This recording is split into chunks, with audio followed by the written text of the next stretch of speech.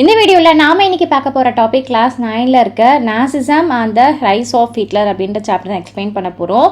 ஒரு மாதமாகவே நம்ம சப்ஸ்கிரைபர் நிறைய பேர் இந்த பர்டிகுலர் சாப்டர் எக்ஸ்பிளைன் பண்ணுங்கள் அப்படின்னு கேட்டிருந்தாங்க. ஸோ அவங்க எல்லாருக்காகவும் ஸ்பெஷலாக இந்த வீடியோ. சரியா, முதல்ல நம்ம சாப்டருக்குள்ளே போகிறதுக்கு முன்னாடி ஹிட்லரோட ஒரு வாழ்க்கை வரலாறை ஒரு ஷார்ட்டாக வந்து பார்த்துடலாம். ஏன்னா நம்ம சடனாக போகும்போது உங்களுக்கு என்ன ஏது அப்படின்னு புரிகிறதுக்கு ஒரு கன்ஃபியூஸாக இருக்கும். ஸோ அதனால் லெசனை தவிர்த்து நம்ம ஹிட்லரை பற்றி ரொம்ப சின்னதாக குட்டியாக ஒரு ஷார்ட்டாக ஒரு நோட் வந்து சொல்லிடுறேன். ஆனால் அவரை பற்றி நான் நிறைய நல்ல விஷயங்களும் இருக்குது. அது வந்து அவர் பண்ண தப்புனால நிறைய நல்ல விஷயங்களை வந்து மக்கள் வந்து யோசிக்காமல் விட்டுட்டாங்க. உங்களுக்கு டீட்டெயிலாக ஒரு நோட்ஸ் வேணும் அப்படின்னா சும்மா அவரை பற்றி நான் தெரிஞ்சுக்கணும் அப்படின்னு நினச்சிங்கன்னா நீங்கள் கண்டிப்பாக வந்து சொல்லுங்கள். இந்த லீவில் மேபி நீங்கள் வந்து கேட்டிங்க அப்படின்னா கண்டிப்பாக நான் உங்களுக்காக வந்து எக்ஸ்பிளைன் பண்ணி போடுறேன். நல்லாயிருக்கும் கேட்குறதுக்கு, ஏதோ ஒரு இன்ஃபர்மேஷன் தெரிஞ்ச மாதிரி இருக்கும் இல்லையா, ஸோ உங்களுக்கு எக்ஸ்ட்ரா தகவலுக்காக. சரியா, ஸோ இப்போ நம்ம வந்து அவரை பற்றின ஒரு சின்ன நோட்ஸ் வந்து பார்த்துடலாம். சரியா, என்ன ஏது அப்படிங்கிறது பார்த்துடலாம். இவர் வந்து பிறப்பால் ஆஸ்திரியன் நாட்டில் தான் பிறக்கிறாங்க. இவருடைய அப்பாவுக்கு மொத்தம் 3 மனைவிகள் இருக்காங்க. 3வது மனைவிக்கு தான் இவங்க வந்து பையனாக பிறக்கிறாங்க. ஸோ ஓவராலாக அவங்க அம்மா அப்பாவுக்கு பார்த்தா மொத்தம் வந்து 6 பசங்களில் இவர் வந்து 4வது பையனாக இருக்கார். அதுக்கப்புறமா சின்ன வயசில் இருக்கும்போதே ஒரு 4 பசங்க வந்து இறந்துடுறாங்க. ஸோ பேலன்ஸ் அந்த 6 பேரில் இவரும் இவருடைய தங்கையும் மட்டும்தான் வந்து உயிரோடு இருக்காங்க. சரியா, ஸோ இவங்க வந்து ரொம்ப பணக்கார குடும்பம் அப்படிலாம் கிடையாது. ரொம்ப சாப்பாடுக்கே கஷ்டப்படுற ஒரு ஃபேமிலியாக தான் இருந்தது. அவங்க அம்மாவோட பென்ஷனை வச்சு தான் அவங்க வாழ்க்கை அப்படின்றது நடந்துகிட்டே இருந்தது. அவங்க அப்பா வந்து ரொம்ப வந்து குடிச்சிட்டு அடிப்பாங்களாம். ஒரு டார்ச்சர் பண்ணக்கூடிய அப்பாவாக தான் இருந்திருக்காங்க. இதனால் அவங்க அப்பா வந்து அவருக்கு அந்த அளவுக்கு பிடிக்காது. ஆனால் அவங்க அம்மா மேலே ரொம்ப உயிராகவே இருந்திருக்காரு, ரொம்ப பாசமாகவே இருந்திருக்காரு. ஸோ இதுதான் இவரோட குடும்ப ஒரு சூழ்நிலை. ஓகே, இவர் வந்து பிறப்பால் ஆஸ்திரியா நான் சொன்னாலே, ஆனால் ஜெர்மன் நாட்டுக்கு வந்துட்டே இருந்தாங்க. குடும்ப வருமான சூழ்நிலைனால அடிக்கடி வந்து இடம் வந்து மாறிட்டே இருப்பாங்களாம்.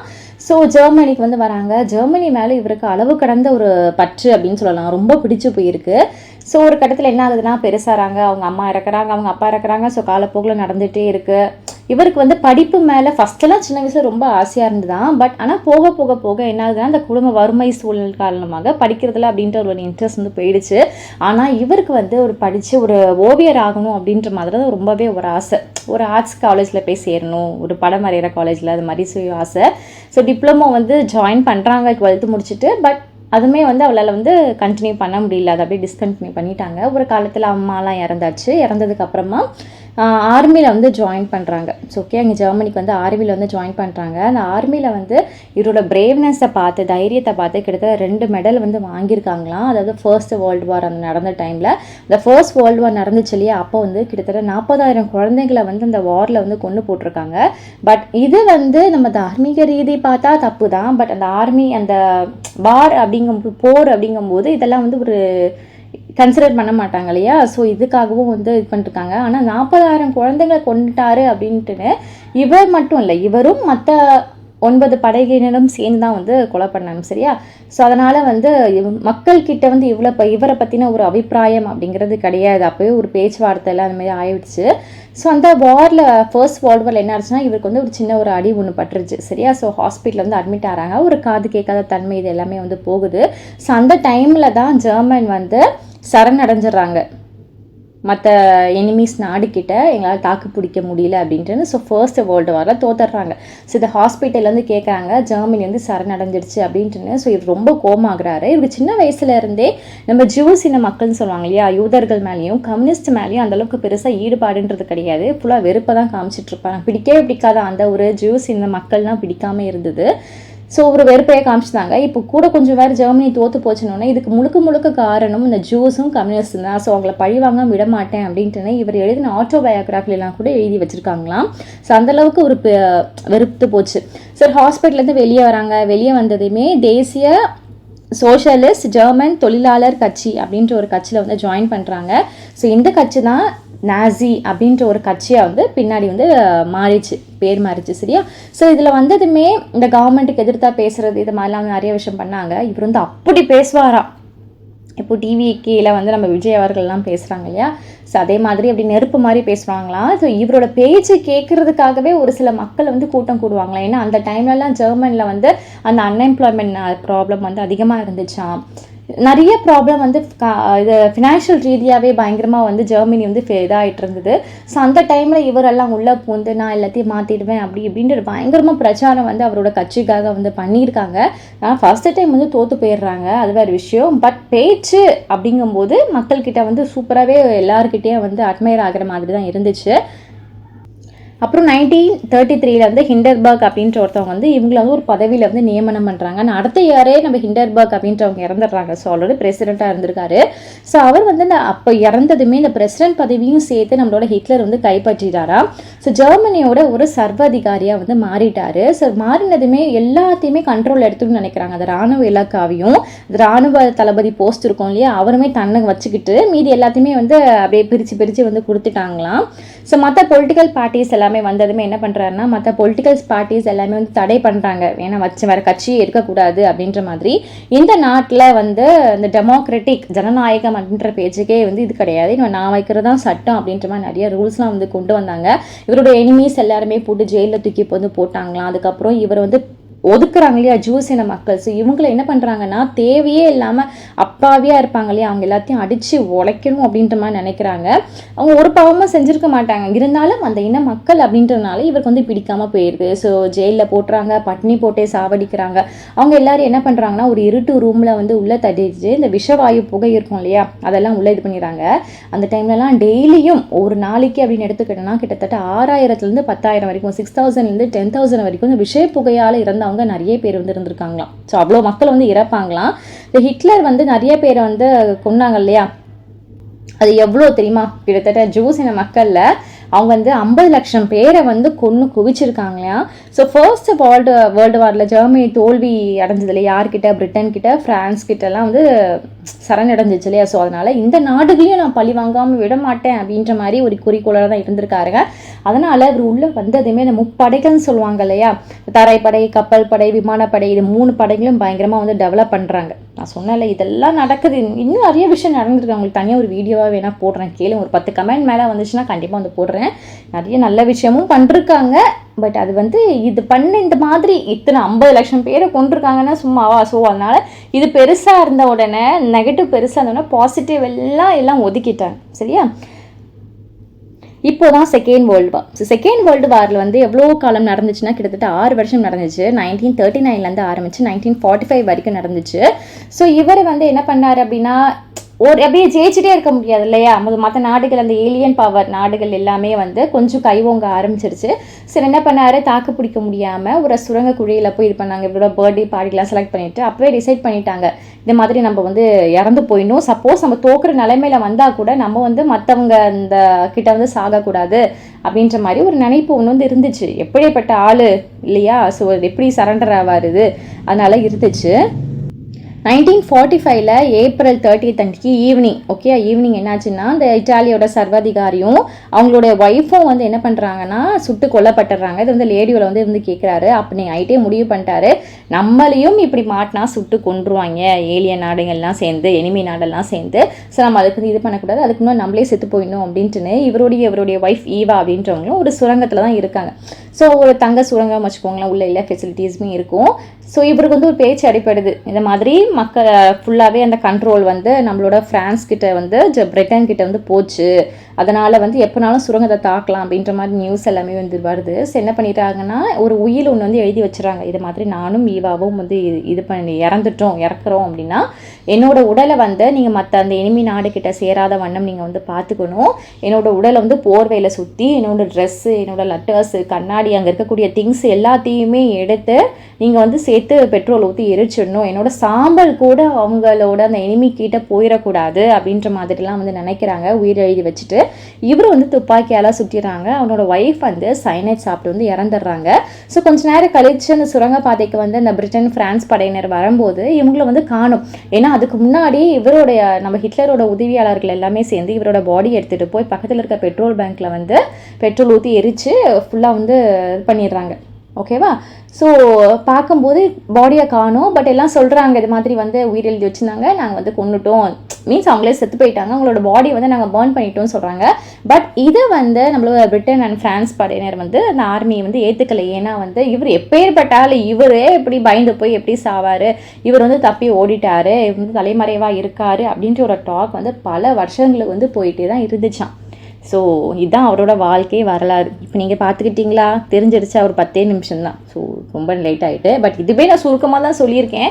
எப்படிப்பட்டு அந்த ஒரு சர்வாதிகாரத்தில் இருந்த ஆள் நம்மளோட பாடி மற்றவங்களுக்கு கிடைக்கக்கூடாது அப்படின்றதுக்காக கூட தற்கொலை பண்ணிக்கிட்டார். இவர் தான் வந்து ஹிட்லர். சரி, ஓகேவா. ஸோ இப்போ நம்ம வந்து ஸ்டோரிக்குள்ளே போயிடலாம், சாப்டருக்குள்ளே போயிடலாம். இப்போ உங்களுக்கு ரொம்ப ஈஸியாகவே புரியும். 1945 ஒரு 11 வயசு ஜெர்மன் பையன் வந்து கட்டில் மேலே வந்து படுத்திருக்கான். பட் அவனோட அம்மா அப்பா வந்து ஏதோ பேசிகிட்டு இருக்கிறத வந்து லிசன் பண்ணுறான். அப்பா வந்து டாக்டராக இருக்காங்க. இவங்க வந்து என்ன பேசிகிட்டு இருக்காங்க அப்படின்னா, நம்ம வந்து நான் வந்து அப்பா வந்து அம்மா கிட்ட பேசிகிட்டு இருக்காங்க, நான் மட்டும் வந்து சூசைட் பண்ணிக்கிட்டுமா, இல்லை ஹோல் ஃபேமிலியுமே சேர்ந்து சூசைட் பண்ணிக்கிட்டுமா, அந்த மாதிரிலாம் வந்து பேசிகிட்டு இருக்காங்க. ஏன் அப்படின்னா இவங்களுடைய அப்பா வந்து நம்மளோட அடால்ஃப் ஹிட்லர் இருக்காங்களே அவங்களோட ஒரு ஃபாலோவர் அப்படின்னு சொல்லலாம். ஓகே. ஸோ ஹிட்லருக்காக வந்து வேலை பார்க்குறாங்க. இப்போ வந்து 2ஆம் உலக போர் நடந்துட்டுருக்கு, செகண்ட் வேர்ல்டு வார் நடந்துட்டுருக்கு இல்லையா. ஸோ இந்த டைமில் ஹிட்லரே ஓடி ஒளிகிறாங்க. ஸோ எப்படி நம்ம ஜெர்மனி வந்து கண்ட்ரோல் பண்ணிடுவாங்க, ஏலியன் நாடு அப்படின்ற மாதிரி தெரியும். ஸோ அதனால் என்ன பண்ணுறாங்கன்னா, மற்றவங்க கிட்ட மாட்டணும் அப்படின்னா ரொம்ப துன்புறுத்தி சித்திரவதை பண்ணி சாவடிப்பாங்க. ஏன்னா நம்ம பண்ண வேலை சும்மா கிடையாது இல்லையா. ஸோ அதனால் அதுக்கு முன்னாடி நம்மளே செத்து போயிடலாமே அப்படின்னு நினைக்கிறாங்க. ஸோ இதெல்லாமே அந்த பையன் வந்து கேட்டுகிட்டே இருக்கான். அடுத்த நாள் அவங்க அப்பா என்ன செய்கிறாங்கன்னா, அங்கே வுட் அப்படின்னு ஒரு மாதிரி இருக்கும், சும்மா ஒரு சின்ன ஒரு பாதாள இடம் மாதிரி, சும்மா ப்ளே ஏரியா மாதிரி இருக்கும். சரி, அங்கே கூப்பிட்டு போயிட்டு அங்கெல்லாம் ஜாலியாக அன்றைக்கி ஃபுல்லாக வந்து கழிக்கிறாங்க. அதுக்கப்புறமா அவங்க அப்பா வந்து அவரோட ஆஃபீஸ்லேயே வந்து துப்பாக்கி வச்சு சுட்டுட்டு அவர் செத்து போயிடுறாரு. ஸோ இந்த பையன் இதெல்லாமே கண்கூட பார்க்குறான். அதுக்கப்புறமா தான் இந்த பையனுக்கு வந்து அப்போ 11 வயசான ஆகுது. ஸோ ஒரு ரியலைஸ் பண்ணியே தெரில, அவங்க அப்பா வந்து ஹிட்லர் கீழே வேலை பார்க்குறாங்க அந்த மாதிரிலாம் வந்து தெரியல. ஆனால் கிட்டத்தட்ட அந்த கட்டத்துலேருந்து ஆரம்பித்து ஒரு 9 வருஷத்துக்கு அவன் வந்து அவங்க அம்மா கையால் சாப்பிடவே இல்லையா. ஏன்னா பயந்தானா, இது மாதிரி பேசிகிட்டு இருந்திருக்காங்க, அப்பா இறந்து போயிட்டாங்க, ஒருவேளை அம்மா வந்து நமக்கு விஷத்தை கலக்கி கொடுத்துருவாங்க அப்படின்ட்டுன்னு கிட்டத்தட்ட எல்லாம் முடிஞ்சிடுச்சு, போர்வெல்லாம் முடிஞ்சிடுச்சு, போர்லாம் முடிஞ்சதுமே ஒரு 9 வருஷம் கிட்ட வந்து அவங்க அம்மா கையால் சாப்பிடாமல் இருந்திருக்காங்க. அந்த ஒரு பயம் வந்து இருந்துகிட்டே இருந்திருக்கு. ஸோ இது வந்து தான் முன்னோட்டம். இப்போ நம்ம வந்து ஸ்டோரிக்குள்ளே போகலாம். ஏன் இந்த கொலைகள், ஏன் இவருக்கு அப்படின்னு ஒரு பேட்ரியாட்டிசம். நிஜமாக சொல்லப்போனால் ஒரு தலைவருக்கு என்ன வேணும், மக்களை வந்து அன்எம்ப்ளாய்மெண்ட் ப்ராப்ளம் இல்லாமல் பார்த்துக்கணும், மக்களுக்கு வந்து உணவுகள் எல்லாமே வந்து சென்றடையணும், ஒரு நாட்டு மேலே தேசப்பற்று அப்படிங்கிறது இருக்கணும் இல்லையா. ஆனால் இது எல்லாமே நம்ம ஹிட்லருக்கு இருந்துச்சு. அவர்கிட்ட இருந்த என்ன ஒரு நெகட்டிவ் என்ன அப்படின்னு பார்த்தா, அவர் ஜூஸ் இன மக்களை வந்து அடியோடு வெறுக்கிறது தான். காரணமே இல்லாமல் ஒரு இனத்தை வந்து வெறுத்து அவங்க வந்து கொலை பண்ணுறது அப்படிங்கிறது யாருக்குமே பிடிக்குமே கிடையாது இல்லையா. இது மாதிரி விஷயங்கள் பண்ணிட்டார். ஓகே. ஜெர்மனி அப்படிங்கிறது ஒரு பவர்ஃபுல்லான ஒரு எம்பையர். அதுக்கப்புறமா வெய்மர் அப்படிங்கிறது ஜெர்மனியில் இருக்கக்கூடிய ஒரு பிளேஸ். மேப்பை பாருங்களேன், இருக்கா, சூப்பர், அதான் வந்து வெய்மர். ஓகே. ஜெர்மனி வந்து வேர்ல்டு வார் வந்து கிட்டத்தட்ட 4 வருஷம் வந்து நடந்துச்சு. 1940 ஆரம்பிச்சு 1918 வரைக்கும் நடந்துச்சு.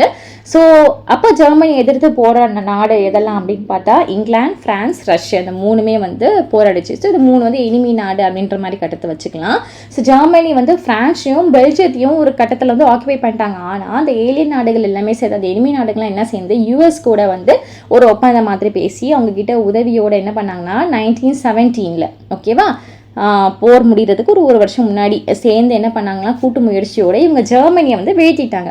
ஸோ ஜெர்மனி வந்து இதுக்கு மேலே முடியாது அப்படின்ற மாதிரி வந்து சரணடைஞ்சிருச்சு. ஸோ இந்த டைமில் மினிஸ்டராக இருந்த கோப்லர் இவங்க என்ன பண்ணிட்டாங்கன்னா சூசைட் வந்து கமிட் பண்ணிட்டாங்க. ஏன்னா நம்மளோட வியூஸு, நம்மளோட சீக்ரெட்ஸு நம்ம அவங்கக்கிட்ட துன்புறுத்தி சாகிறதோட நம்மளே சாகிறது பெட்டர் அப்படின்ற மாதிரி நினச்சி வந்து சூசைட் வந்து பண்ணிக்கிட்டாங்களாம். இந்த ஜெர்மனி சரணடைஞ்சது இல்லையா, இந்த போர் நடந்துட்டு இருந்தது இல்லையா, இந்த டைமில் என்ன ஆச்சு அப்படின்னா நிறைய பேர் வந்து ஜெர்மனி வந்து மக்கள் வந்து மற்ற நாடுங்க மேலே தாக்குதல் நடத்தி பயங்கரமான ஒரு போர்லாம் வந்து போயிட்டு இருந்திருக்கு. ஸோ இந்த ஒரு பர்டிகுலர் வாரை நிறைய பேர் வந்து இறக்குறாங்க இல்லையா. இந்த ஒரு பர்டிகுலர் வாரை இந்த ஹிஸ்ட்ரி வந்து என்ன சொல்லுது அப்படின்னா, இது வந்து ஜியோசிடல் வார் அப்படின்ற மாதிரி சொல்கிறாங்க. ஸோ நிறைய பேர் வந்து அந்த கேஸிங் சாம்பரில் வந்து போட்டாங்க. ஓகேவா, அது புகை நான் சொன்னால விஷவாயு தாக்குற புகைக்குள்ளே போட்டாங்கன்ட்டுன்னு. ஸோ அந்த கேஸிங் சாம்பருக்குள்ளே போட்டாங்க. இந்த போரில் கிட்டத்தட்ட 6 மில்லியன் ஜூஸ், அதுக்கப்புறம் 1 மில்லியன் சிவிலியன், 70,000+ ஜெர்மன் மக்கள் வந்து கொல்லப்பட்டிருக்காங்க. அண்ட் இந்த க்ரைம் எல்லாத்தையுமே வந்து ஏலியன் கண்ட்ரி வந்து ரொம்ப கோவமாக இருந்தாங்களாம் ஜெர்மனி மேலே. ஜெர்மனி டிஃபெக்ட் ஆனதோ ஜெர்மனோட எம்பரர் வந்து அவங்களோட வந்து த்ரான் எடுத்து கொடுத்துட்டாங்க. ஸோ அந்த இடத்துல ஒரு புது டெமோக்ராட்டிக் கவர்மெண்ட் வந்து ஃபார்ம் ஆச்சு வேவர் அப்படின்ற ஒரு டவுனில். ஸோ அதை தான் நம்ம வந்து வேவர் ரிபப்ளிக் அப்படின்னு சொல்லுவோம். ஸோ இந்த வேமரில் வந்து ஜெர்மன்ஸ்க்காக ஒரு பார்லிமெண்ட்ரி செட்டப் வந்து ஸ்டார்ட் பண்ணணும் அப்படின்ட்டு நேஷனல் அசம்பிளி எல்லாம் சேர்ந்து ஒன்று கூடிச்சு. ஸோ இந்த அசம்பிளி பார்லிமெண்ட்டை தான் ரிட்ஸ்டாக் அப்படின்னு வந்து சொல்லுவாங்க. அப்படின்னா எல்லாரும் இந்த இடத்துல வந்து ஓட்டு போடணும், அதாவது ஈக்குவலியாக ஓட்டு போடணும். அதை மாதிரி விமன்ஸ்க்கும் இந்த இடத்துல வந்து முன்னுரிமை கொடுக்கணும். ஃபர்ஸ்ட் வந்து மென்க்கு மட்டும் தான் ஓட்டு உரிமை அப்படின்னு சொன்னாங்கல்ல. ஸோ அப்படிலாம் இல்லாமல் விமனுமே ஓட்டு போடணும் அப்படின்ற மாதிரி வந்து சொன்னாங்களாம். ஆனால் இந்த ஒரு வேமர் ரிபப்ளிக் அப்படின்றது அங்கே இருக்கக்கூடிய ஜெர்மன்ஸ்க்கு வந்து நிறைய பேருக்கு வந்து பிடிக்கல. ஏன்னா போருக்கு பிறகு அந்த வெர்சைலஸ் இது வந்து பீஸுக்காக அமைதிக்காக ஒரு ஒப்பந்தம் வந்து போட்டாங்களே. ஆனால் அதுவே ரொம்ப ஹார்ஷாக இருந்துச்சு அப்படின்னு நிறைய பேர் வந்து நினச்சாங்க. நம்ம நெக்ஸ்ட்டு பார்க்க போகிறது வந்து the effect of war. Okay, அந்த வாரோட அந்த எஃபெக்ட் எப்படி இருந்துச்சு அப்படின்றத தான் பார்க்க போகிறோம். கொஞ்சம் அட்ஜஸ்ட் பண்ணிக்கோங்க. மேபி இன்னும் கொஞ்சம் நேரம் மட்டும் நமக்கு வந்து போர் அடிக்கும். அதுக்கப்புறமா ஹிட்லர் வந்து உள்ளே வந்ததுமே அப்படியே ஸ்பீடப் ஆகி லெசன் வந்து தூக்கிட்டு போயிடும். சரியா? ஸோ இந்த வார் வந்து ரொம்ப தாக்கத்தை வந்து ஏற்படுத்துச்சு. எப்படி ஏற்படுத்துச்சுன்னா 2 முறையிலுமே ஏற்படுச்சு. ஒன்று வந்து சைக்கலாஜிக்கல் ரீதியாகவும் ரொம்ப பாதிப்பு உண்டாச்சு.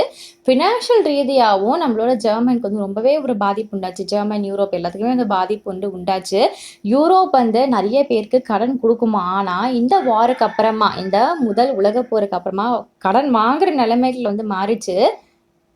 இப்போ புதுசாக ஸ்டார்ட் பண்ணியிருக்காங்க இல்லையா இந்த ஒரு கவர்மெண்ட் வந்து என்ன ஆகுதுன்னா நிறைய காசு வந்து கொடுக்க வேண்டி இருந்தது.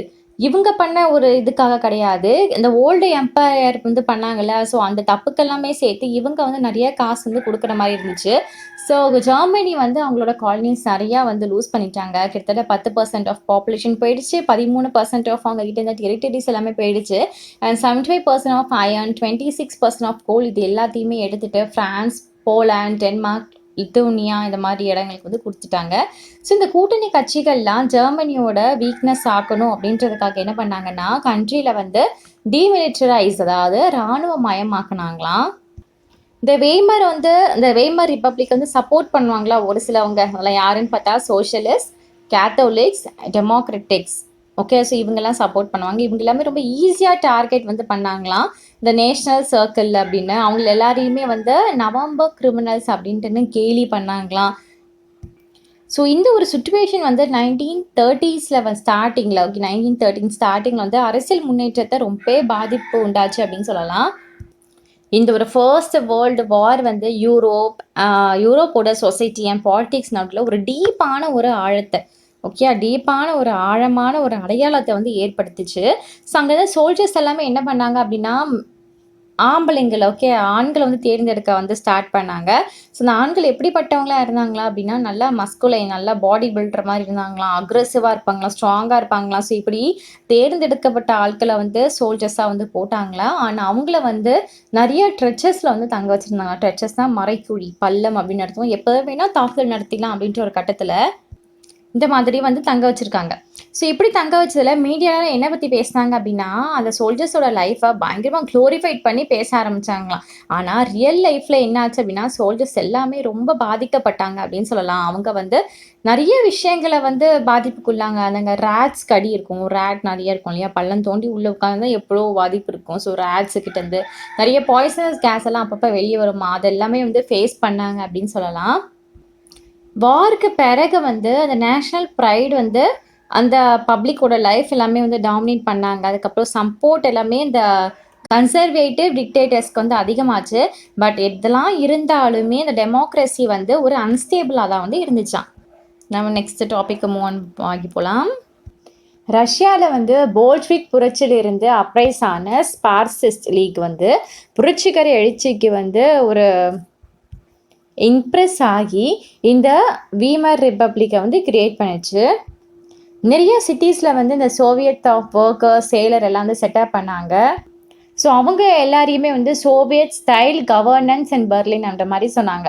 ஸோ இந்த மூமெண்ட்டை வந்து எதிர்த்தவங்க வந்து, அதாவது இவங்க வந்து இன்க்ளூடும் ஆயிருக்கலாம், சோஷியலிஸ்ட், டெமோக்ராட்ஸ் அண்ட் கேத்தலிக்ஸ் இவங்களையும் கூட இன்க்ளூட். இவங்க எல்லாமே என்ன பண்ணாங்கன்னா, இந்த வீமரில் போயிட்டு அவங்க வந்து ஒரு கூட்டம் வந்து கூடுறாங்க, ஒரு மூமெண்ட் வந்து ஃபார்ம் பண்ணுறாங்க. இது மாதிரி ஒரு டெமோக்ராட்டிக் ரிப்பப்ளிக் வேணும் அப்படின்றதுக்காக. அதுக்கப்புறமா அவங்க வந்து ஜெர்மனியில் ஒரு கம்யூனிஸ்ட் கட்சியை வந்து உருவாக்குனாங்க. 1923லலாம் ஜெர்மனியில் எடுத்துக்கிட்டோன்னு பார்த்தா அந்த ஃபினான்ஷியல் ப்ராப்ளம் வந்து ரொம்பவே அதிகம், இருக்கிறதுலே ரொம்பவே அதிகமாக இருந்தது. ஸோ இந்த காரணத்தினால அரசியல் வந்து கண்டிப்பாக தீவிரமாக வந்து அதிகரிச்சு, நிறையா பார்ட்டிஸ் எல்லாமே வந்து ஸ்டார்ட் ஆச்சு. ஜெர்மனி ஏற்கனவே காசு நிறைய கடன் வாங்கியிருக்கு இல்லையா, அதெல்லாம் திருப்பி கொடுக்கறதுக்கு காசு இல்லை. ஸோ அங்கே இருக்கக்கூடிய கோல்டை வந்து கொடுக்குற மாதிரி பிளான் இருந்தது. பட் அவங்களால அதுவுமே முடியல. அதனால் வந்து 1923ல் வந்து அதால் ஜெர்மனியால் காசு கொடுக்க முடியல. ஸோ ஃப்ரெஞ்ச் என்ன பண்ணிச்சு அப்படின்னா, அங்கே இருக்கக்கூடிய ரூர் இண்டஸ்ட்ரியல் ஏரியா வந்து கைப்பற்றுச்சு. அந்த இடத்துல வந்து நிலக்கரி வந்து எடுக்கிறது தான் ரொம்பவே ஃபேமஸ். ஸோ அதை வந்து கையகப்படுத்திட்டாங்க. ஸோ இந்த மாதிரி இவ்வளோ ப்ராப்ளமாக இருக்கே, ஃபினான்ஷியல் ரீதியாக இவ்வளோ கஷ்டமாக இருக்கே அப்படின்ட்டுன்னு என்ன செஞ்சாங்களாம் ஜெர்மனி, ஒரு கட்டுப்பாடு இல்லாமல் இந்த பணம் இருக்கு இல்லையா, அது எல்லாமே அச்சடிக்க ஸ்டார்ட் பண்ணிட்டாங்க. பணம் இருந்துச்சுன்னா நமக்கு எவ்வளோ வேணாலும் விற்று விற்று எல்லாமே வாங்கிட்டே இருக்கலாமே அப்படின்ற ஒரு எண்ணம் ரொம்ப தப்பாக கணக்கு போட்டாங்க ஆக்சுவலி. ஸோ வந்து அச்சடிக்க வந்து ஸ்டார்ட் பண்ணிட்டாங்களாம். ஸோ இப்படி கட்டுப்பாடு இல்லாமல் அச்சடிக்கிறதுனால என்ன ஆச்சு அப்படின்னா, அந்த ஊரில் வந்து ஹைப்பர் இன்ஃப்ளேஷன், மிகையான பணவீக்கம் வந்து உண்டாச்சு. ஸோ அந்த பணவீக்கம் உண்டானால ஜெர்மனோட அந்த ரூபாய்க்குன்னு ஒரு மதிப்பு இருக்கும் இல்லையா, அந்த மதிப்பு வந்து ரொம்பவே வீழ்ச்சி அடைஞ்சிச்சுன்னு சொல்லலாம். ஏப்ரல் 1923ல் ஒரு $US வந்து சமம் எது அப்படின்னு பார்த்தா 24,000 இந்த மாதிரியா. அதுக்கப்புறம் இதே ஜூலையில் எடுத்துக்கிட்டோம் அப்படின்னா ஒரு $US ஈக்குவல் டு 3,53,000 கிட்ட மாதிரி ஆயிருந்தது. ஸோ ஆகஸ்ட்லேயே மறுபடியும் ஆகஸ்டில் ஓகேவா, ஒரு $US ஈக்குவல் டு 46,21,000. ஸோ இப்படி ஒரு பணம் வீக்கம் இருந்துச்சு அப்படின்னா வச்சுக்கோங்களேன், எதுவுமே நம்மளால வந்து கண்ட்ரோல் பண்ண முடியாது. ப்ரைஸஸ் அதிகமாயிரும், எல்லாருக்குமே மக்களுக்கு வந்து பாதிப்பு உண்டாயிரும். ஸோ இங்கேயும் அதே மாதிரி தான் நடக்குது. இது பேர் தான் வந்து ஹைப்பர் இன்ஃப்ளேஷன் அப்படின்னு சொல்லுவாங்க. ஸோ எல்லா பொருட்களோட எல்லா விலையுமே வந்து அதிகமாயிடுச்சு. ஸோ ஃபைனலாக இதை பார்த்துட்டே இருந்தாங்க அமெரிக்கன்ஸ், ஐயோ பாவம் எப்படி கஷ்டப்படுறாங்க அப்படின்ட்டுன்னு. ஸோ இந்த அமெரிக்கன்ஸ் தலையிட்டு ஜெர்மனுக்கு வந்து ஹெல்ப் பண்ணாங்க. அதுக்கப்புறம் ஏன்னா இவங்க ஹெல்ப் பண்ணதுனால அந்த ஜெர்மன் மக்கள்கிட்ட இருக்கக்கூடிய அந்த ஃபினான்ஷியல் ஒரு அழுத்தம் இருக்கும் இல்லையா, ப்ரெஷர் இருக்கும் இல்லையா, அது வந்து கொஞ்சமே ஒரு கம்மியாச்சு அப்படின்னு சொல்லலாம். நம்ம நெக்ஸ்ட் பார்க்க போகிறது இயர்ஸ் ஆஃப் டிப்ரெஷன் அப்படிங்கிறது. ஒரு பீரியடில், அதாவது அந்த அமெரிக்கன்ஸ் வந்து ஹெல்ப் பண்ணாங்க இல்லையா, ஸோ அதில் இருந்து ஒரு 1924லேருந்து 1928 கிட்டத்தட்ட ஒரு 4 வருஷத்துக்கிட்ட இந்த ஒரு நிலைமை அப்படிங்கிறது கொஞ்சம் ஸ்டேபிளாக தான் போயிட்டு இருந்தது. அதாவது நிலைமை மேலோட்டமாக பார்க்குறதுக்கு ஸ்டேபிளாக போயிட்டு இருந்தது. ஆனால் அந்த ஃபவுண்டேஷனே ஆல்ரெடி ரொம்ப சிக்கலாக இருக்கு இல்லையா, ஸோ அது ரொம்ப வீக்காக தான் இருந்துச்சு. மேலோட்டமாக பார்க்க ஓகேப்பா, ஏதோ மக்கள் ஒப்பேத்துறாங்க அப்படின்ற மாதிரி தான் இருந்துச்சு. ஸோ ஜெர்மனோட அந்த இன்வெஸ்ட்மெண்ட்டு, இந்த இண்டஸ்ட்ரியல் எல்லாமே அமெரிக்காவோட அந்த ஷார்ட் டேர்ம் லோனை நம்பி தான் இருந்துச்சான். ஆனால் அதுக்கும் ஒரு பாதிப்பு உண்டாச்சு. என்ன அப்படின்னு பார்த்தா, அமெரிக்காவில் வந்து இந்த வால் ஸ்ட்ரீட் அப்படின்னு ஒரு இடம் இருக்குது. இப்போ நம்ம ஊர்லலாம் இந்த ஷேர் மார்க்கெட் அப்படின்ற மாதிரிலாம், national stock market, Bombay exchange இது மாதிரிலாம் இருக்கு இல்லையா, ஸோ இந்த மாதிரி ஒரு இடம். அது என்னாச்சுன்னா ஒரு கிராஷ் ஆயிடுச்சு, ஒரு ஆக்சிடென்ட் வந்து உட்பட்டது. ஸோ இதனால் மிகப்பெரிய ஒரு மாற்றம் வந்து ஏற்படுத்திச்சு. ஏன்னா நிறைய பேர் வந்து இது பண்ணாங்க. ஸோ இவங்க சப்போர்ட் பண்ணிட்டு இருக்காங்க இல்லையா அமெரிக்கன் ஜெர்மனிக்கு, அது என்னவாகும் அப்படின்ற கொஸ்டின் மார்க் வந்து இருந்துச்சு. 24 அக்டோபர் 1929 வந்து கிட்டத்தட்ட 13 மில்லியன் ஷேர்ஸ் வந்து பயந்து போயே வந்து வித்துட்டாங்களாம். ஐயோ கிராஷ் ஆயிடுச்சு, இனிமே அவ்வளோதான், நமக்கு இதுக்கு மேலே நம்ம ஷேரை வச்சுருந்தோம்னா விலை ஏறாது, நமக்கு தான் நட்டோம் அப்படின்ட்டு நிறைய 13 மில்லியன்னா சும்மா கிடையாது இல்லையா, 13 மில்லியன் ஷேர்ஸை வந்து பயத்துலேருந்து வித்துட்டாங்களாம். ஸோ இது வந்து மிகப்பெரிய ஒரு எக்கனாமிக் டிப்ரெஷன் வந்து உண்டாச்சு. அடுத்த ஒரு 3 வருஷத்துக்கு 1929லேருந்து 1932 வரைக்குமே அந்த யுஎஸ்ஏ நேஷனோட இன்கம் வந்து ரொம்பவே பாதி ஆயிடுச்சான். அங்கே இருக்கக்கூடிய ஃபேக்ட்ரிஸ் எல்லாமே க்ளோஸ் ஆயிடுச்சு, எக்ஸ்போர்ட் ரொம்ப வீழ்ச்சி ஆயிடுச்சு, ஃபார்மர்ஸ் எல்லாமே ரொம்ப கஷ்டப்பட்டாங்க. அதுக்கப்புறம் அங்கே இருக்கக்கூடிய இன்வெஸ்ட்மெண்ட் எல்லாமே அவங்க மார்க்கெட் விட்டு வெளியே வந்து வந்துட்டாங்களாம். ஸோ அமெரிக்காவில் வந்து இந்த ஒரு நிலைமை ரொம்ப மோசமாக இருக்கு இல்லையா, இதோட பாதிப்பு அப்படிங்கிறது வேர்ல்டு ஃபுல்லாகவே இருந்துச்சு. ஆனாலுமே வேர்ல்டு ஃபுல்லாகவும் பார்த்துட்டு தான் இருந்து, வேர்ல்டு ஃபுல்லாக பாதிப்பும் இருந்துச்சு. இப்போவுமே பாருங்களேன், அமெரிக்காவில் ஏதாவது ஒரு அடிபட்டுச்சு அப்படின்னா நம்ம ஃபுல் இன்வெஸ்ட்மெண்ட் நிறைய பண்ணுறோம் இல்லையா ஸ்டாக் மார்க்கெட்டில். ஸோ பண்ணும்போது என்ன ஆகுதுன்னா ஃபுல்லாகவே வந்து அடி வாங்கும்னு சொல்லுவாங்க. ஓகேவா, ஸோ நீங்கள் பெருசானா மேபி உங்களுக்கு இதெல்லாம் தெரியும். ஸோ அந்த அமெரிக்காவோட நிலைமை பார்த்து எல்லா வேர்ல்டு ஃபுல்லாகவும் கொஞ்சம் ஒரு இது இருந்தாலுமே ஜெர்மனிக்கு வந்தோட பாதிப்பு அதிகம். ஏன்னா அவங்க முழுக்க முழுக்க அந்த ஷார்ட் டேர்ம் லோன் நம்பி தான் இருந்தாங்க. ஸோ அந்த ஊருக்கு ஜெர்மனி நாட்டுக்கு வந்து பாதிப்பு அப்படிங்கிறது ரொம்பவே அதிகம். ஸோ 1932 வந்து ஜெர்மனியில் இந்த இண்டஸ்ட்ரியல் ப்ரொடக்ஷன் வந்து 40% வந்து குறைஞ்சிருச்சு. அன்எம்ப்ளாய்மெண்ட் ப்ராப்ளம் வந்து கிட்டத்தட்ட 6 மில்லியனுக்கு போயிடுச்சு. 6 மில்லியன் மக்கள் வந்து வேலை இல்லாதமா அப்படியே வீட்டில் தான் உட்காந்துருந்தாங்களாம். ஸோ இதனால அந்த ஸ்ட்ரீட்லலாம் பார்க்கும்போது போர்ட்லாம் நிறையா பேர் வந்து ஏந்திட்டு சைன் போர்ட்லாம் இருக்கு இல்லையா, நாங்கள் வந்து என்ன வேலை கொடுத்தாலும் செய்கிறோம் அப்படின்ற மாதிரிலாம் வந்து எழுதி வச்சுருந்தாங்க. யாராவது எங்களை வேலைக்கு மட்டும் கூப்பிடுங்க அப்படின்ற மாதிரி நிறைய எழுதி வச்சுருந்தாங்க. நிறைய அன்எம்ப்ளாய்மெண்ட் யூத் எல்லாமே அங்கே வந்து வேலைக்கு போகிற தாட்டே விட்டுட்டு விளையாட வந்து ஸ்டார்ட் பண்ணிட்டாங்களாம். பிளேயிங் கார்ட்ஸ் எல்லாம் விளையாட அப்படி இப்படி மாதிரி ஸ்டே பண்ணிட்டாங்களாம். இன்னும் நிறைய பேர் வந்து வேலைக்கு போகியே ஆகணும் அப்படின்ற கட்டாயத்தில் இருக்கிறவங்க எல்லாமே இந்த ஜாப் சென்டரில் நிறைய க்யூவில் லைனில் கட்டி நின்று பார்க்கக்கூடிய அந்த ஃபோட்டோஸில் வந்து பார்க்குறீங்களா, அதெல்லாம் வந்து நிறைய இருந்துச்சு. ஸோ இந்த அன்எம்ப்ளாய்மெண்ட் தாக்கம் எப்படி இருந்தது அப்படின்னா, அந்த யூத்தை வந்து வேலை இல்லாமல் எத்தனை நாள் இருக்கும், காசு வேணும் இல்லையா, ஸோ ஒரு க்ரைம் பண்ணுறதுக்கு, திருடுறதுக்கு, கொள்ளையடிக்கிறதுக்கு வந்து நிறையா வந்து ஸ்டார்ட் பண்ணாங்க. ஸோ இதெல்லாம் எப்படி ஒரு ப்ராப்ளம் வருதுன்னா எங்கே போய் பாதிப்பு உண்டாகுது அப்படின்னு பார்க்குறோம் இல்லையா. ஸோ வந்து க்ரைம் பண்ண வந்து ஸ்டார்ட் பண்ணாங்க. இந்த ஒரு எக்கனாமிக் நிலைமை பார்த்து மக்கள்கிட்ட ஒரு பயம், ஒரு ஸ்ட்ரெஸ்ஸு எல்லாமே வந்து இருந்துச்சாம். அதுவும் பர்ட்டிகுலராக அந்த மிடில் கிளாஸ் பீப்புள் எல்லாமே இருப்பாங்க இல்லையா, ஸோ அவங்க அதுக்கப்புறம் சேலரிட் எம்ப்ளாய்டு எல்லாமே அவங்க பென்ஷன்லாம் வச்சுருந்தாங்கன்னா அவங்க வந்து சேர்த்து வச்சுருந்த மணி கூட இந்த இன்ஃப்ளமேஷனால் போகுமோ அப்படின்ட்டு ஒரு பயத்தில் இருந்துட்டு, ஸோ போயிட்டே தான் எதுவும் இருந்துச்சு. ஸோ நிறைய பேர் வந்து கொஞ்சம் ஓகேவா வசதியாக இருந்தவங்க எல்லாமே புவர் ஆகிட்டாங்களா. அந்த அன்எம்ப்ளாய்மெண்ட் வந்து இன்னுமே வந்து அதிகப்படுத்திச்சான். ஸோ இப்படி புவராக அன்எம்ப்ளாய்மெண்ட்டுக்கு பயந்து இருப்போம் இல்லையா, ஸோ இது பேர் தான் வந்து ப்ரோலிட்டாரினீசேஷன் அப்படிங்கிறது. அப்புறம் இந்த ஆர்கனைஸான ஒர்க்கெல்லாம் கொஞ்சம் ஒரு பெட்டராக வந்து மேனேஜ் பண்ணிப்பாங்க. ஆனாலுமே இந்த அன்எம்ப்ளாய்மெண்ட் வந்து அவங்க எந்த அளவுக்கு தள்ளிடுச்சு அப்படின்னு பார்த்தா, இன்னும் கொஞ்சம் பெட்டர் வேஜஸ் கொடுத்தா நாங்கள் வேலை பார்ப்போம் அப்படின்னு சொன்னதுனால அவங்களே வந்து வேலை இல்லாமல் வந்து முடிஞ்சு போச்சு. ஸோ ஃபார்மர்ஸ் எல்லாமே ரொம்ப அஃபெக்ட் ஆனாங்க. ஏன்னா க்ராப்போட ப்ரைஸஸ் எல்லாமே ஃபுல்லாகவே வந்து கம்மியாயிடுச்சு அதனால். அப்புறம் விமென்ஸ் வந்து என்ன பண்ணாங்கன்னா, அவங்களுக்கு ஃபேமிலிக்கு சாப்பாடு கொடுக்கணும் இல்லையா, ஸோ அந்த ஒரு கஷ்டத்துக்கு வந்து ரொம்ப சம்பாதிச்சு காசு கொடுத்தாங்கன்னா எல்லாத்தையும் வாங்கி வச்சு நம்ம சமைச்சு சங்கக்கூடிய விமன்ஸ் எல்லாமே ஃபேமிலிக்கு வந்து சாப்பாடு போட கஷ்டப்பட்டாங்க. ஏன்னா வெளியே போய் சம்பாதிச்சு வீட்டுக்கு வந்தால் தானே பொருட்களை வாங்கி சமைச்சு கொடுக்க முடியும். ஸோ விமென்ஸ்க்கு வந்து அந்த ஒரு கஷ்டம் அப்படின்றது இருந்தது.